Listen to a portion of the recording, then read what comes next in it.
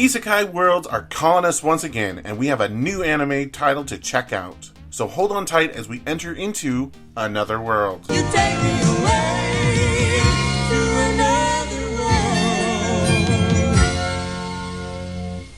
That world today is the 2020 My Life as the Villainess, All Routes Lead to Doom, brought to you by the studio Silverlink. What is seeming to be the norm around the Isekai world, this also began life as a light novel before being adapted for manga and anime versions. Unfortunately, we have multiple things going against this right off the bat. There's a main character, Katarina, who enters the world of a video game, the ridiculously long title trope, and a reverse harem. It is a lot going against it for me, and yet, I actually like this. I've watched 3 episodes for this video, and I would say I would be happy to go back and watch more of the series. It isn't revolutionary, but I had a lot of fun watching it. I enjoyed the story and the characters, and was invested in seeing how it continues. Initially, I was not expecting too much from this, especially knowing the things I mentioned earlier, but I love being surprised by this show. So what exactly is this story? One day, the cruel, uber-wealthy noble Katarina falls, hitting her head when they are a child. That event results in her remembering her past life as a nameless otaku 17-year-old girl. Not only that, she remembers that this world is one of a video game that she played in her former life, called Fortune Lover. One where she now realized she is the villainess of the story. Oh, I get the title now. Being an otome dating sim style game, there are 4 main romanceable male characters for the heroine, and most of the endings result in Katarina either exiled in the good endings, or killed in the bad ones. Luckily, Katarina has played through the game multiple times, getting nearly all the endings, so she is an expert on what is supposed to happen. Sadly, it is due to playing the game that she ends up late for school, and while rushing, leads to her eventual isekai. We also are continuing the strong tradition of Truck-kun here as well. Though they don't get too much into her previous life in these episodes, the focus here is on Katarina in this new world. It is much more welcome than Eminence and Shadow. That wasted an episode that pretty much meant nothing in the scheme of things to show Sid in his previous life. Katarina, knowing the doom that is now set to befall her, she can take precautions to stop that from happening, such as trying to avoid the mistakes that result in the future of the male characters due to her influences. And also more pragmatic ones, like trying to learn earth magic. She is bad at it. Luckily, she is better at farming though, just in case she is exiled, so that she has some survival skills ready. She also has crazy climbing skills that come in use quite a bit in these episodes, and a love of sweets. That, not so much. Through this, new Katarina is a much better and good-hearted character than the original villainess, and by being there, she changes the parts of the horrible backstories that some of the romance characters had due to Katarina's direct influence. Such as Prince Jordo, who Katarina becomes betrothed to. In the game, Jordo feels responsible for the accident that resulted in her memory returning, but in the game, the evil Katarina uses this moment to control him. His hatred of the nobles around him makes him bored and a sadist. New Katarina intrigues the prince though, and he doesn't go down that darker road. He develops true feelings for her. The same can be said for the others as well. While we don't get to meet the heroine in the first 3 episodes, she does meet a number of the other characters, including all the romanceable characters, and their worlds. Now with all the changes she does see happen, why is she still preparing for the worst? So for a bit of behind the scenes of Isekai, I take notes while watching the episodes. Crazy idea, I know.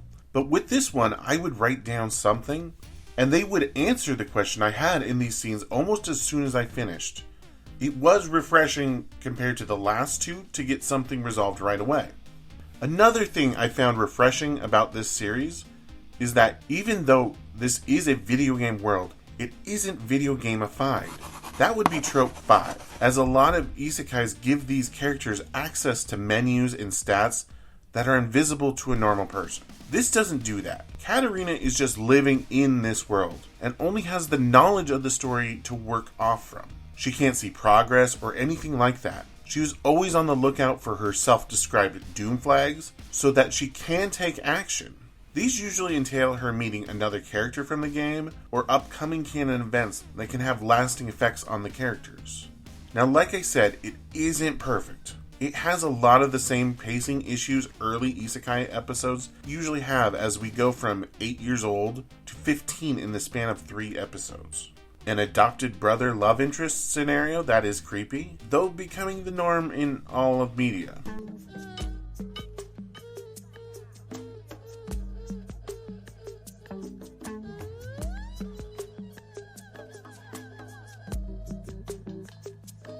And while Katarina is an interesting character, well, the fans have dubbed her Bakarina, as she can be very dense to the feelings of love the suitor characters have for her. For those that don't know, Baka means fool, idiot, or stupid.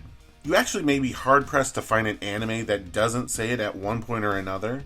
That was your Japanese lesson for today, so go out there and impress your friends.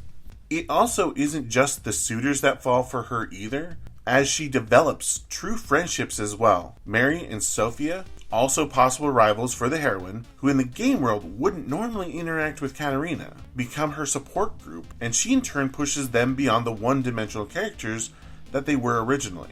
Such as her friendship with Sophia, the albino character who is seen in this world as cursed. Though it is through Katarina's actions, they become friends and bond over romance novels.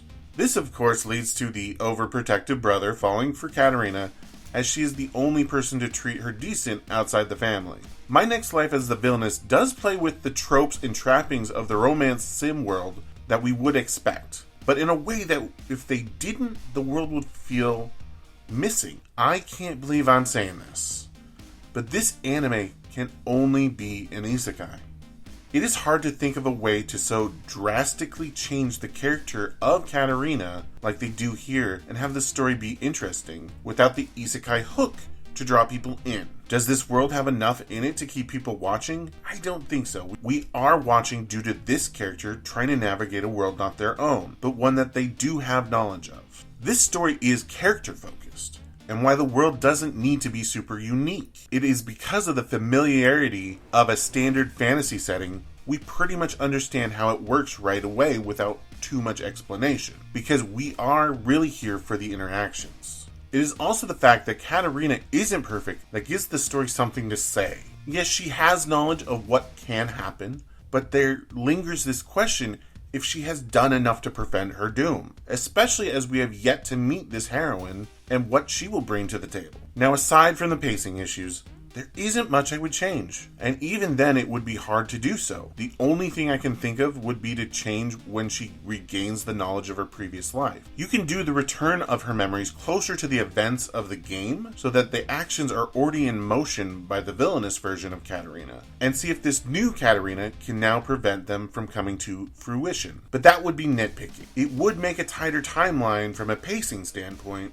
and would allow the heroine to get into the story sooner, but it would change the overall tone of the series, as I feel that would make it a bit heavier than the story they are trying to tell. It is more than possible that I will be watching through the whole series sooner than later, as it is a fun ride. The characters and story are solid, and it doesn't play out like the standard power fantasy. It sets up its need to be an isekai very well in a way that would be rather difficult to tell in any other way. For My Next Life as a Villainess, All Routes Lead to Doom, I give it my Hayao Miyazaki Anime Was Not a Mistake award? Something that I had ready to go and didn't just half-ass the regular award to fit here. Though in all seriousness, this is anime that is fun to watch, has a strong voice, and I'm glad to have watched. That is all I have for today, and even though I like this one, I suspect that this is an exception and not the norm for my thoughts on isekai in general. I still find them to have a number of huge flaws that seem to be hard to escape. Though we'll find out soon enough in the next video coming soon. Until then, I hope you enjoyed the video. Please like and subscribe, and always make sure to check both ways before crossing the street.